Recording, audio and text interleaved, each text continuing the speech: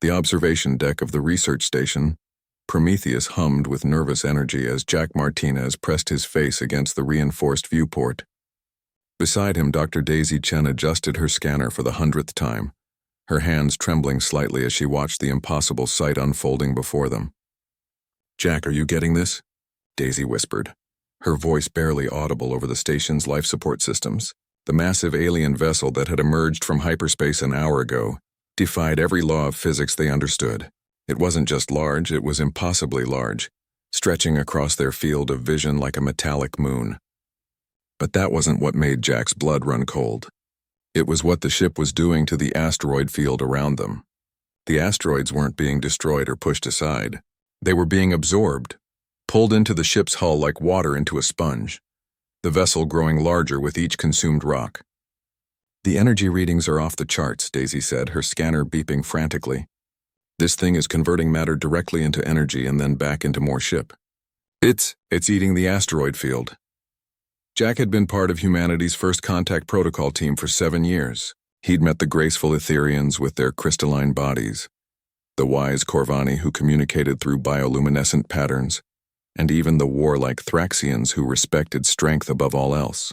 Every species they'd encountered had been advanced, yes, but still bound by the fundamental laws of the universe.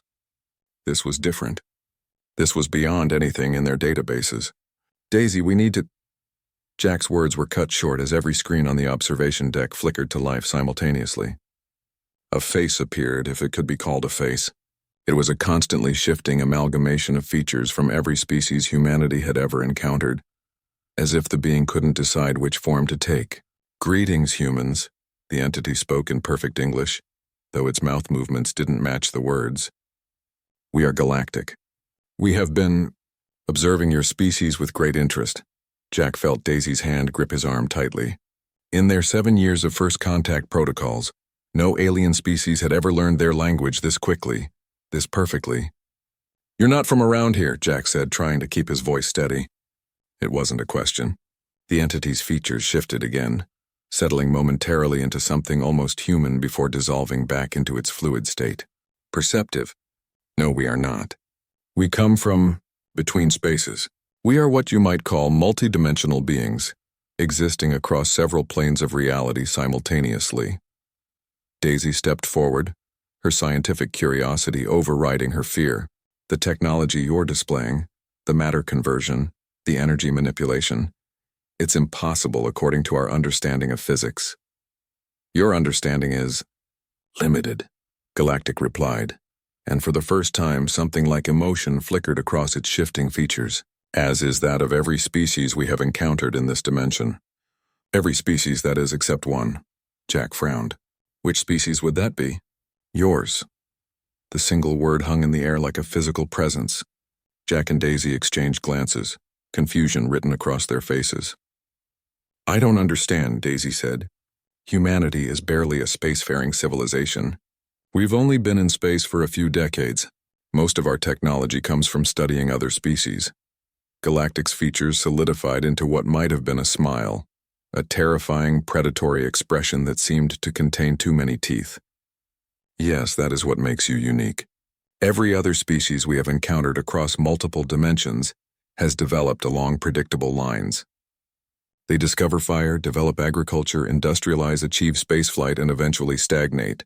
They become comfortable with their understanding of the universe and stop pushing boundaries." The entity gestured toward the viewport where its massive ship continued to consume asteroids. "We have guided thousands of civilizations, shaped their development, given them technology when they proved worthy. We have played gods across countless worlds and dimensions. It has become tedious." "But not with humans," Jack said slowly, beginning to understand. "Precisely."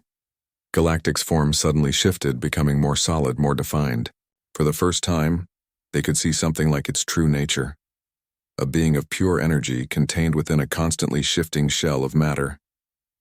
"Humans are unique in one critical way: you never stop questioning. You never accept that something is impossible simply because you don't understand it yet." Daisy's scanner was still beeping frantically, but now she looked at it with different eyes. "You've been testing us. All these years of first contact with different species, you've been behind it." The Etherians, the Corvani, the Thraxians, all guided by us, shaped by us, limited by us, Galactic confirmed. We gave them just enough technology to seem advanced to your species, just enough mystery to keep you striving. We wanted to see what you would do when faced with the seemingly impossible. Jack felt a chill run down his spine. And what did we do? You adapted. You learned. You took technologies that should have been beyond your understanding, and not only mastered them but improved upon them. In 50 years, you've made advances that took other species millennia to achieve. The entity's form became more human-like, as if it was finally showing its true interest. More importantly, you've begun to ask the right questions. Daisy looked up from her scanner. Questions about dimensional physics, about the nature of space-time itself, about the possibility of multidimensional existence. Yes, questions that we stopped asking eons ago. Questions that reminded us why we began exploring the universe in the first place. Galactic moved closer to the viewport, its massive ship now visible in the distance.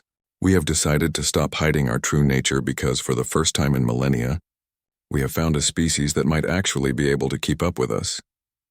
Jack stared at the being before them, understanding dawning like a cold sunrise. You're not here to guide us or test us anymore.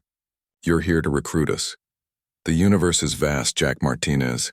There are wonders beyond your dimension that would drive most species mad with their impossibility.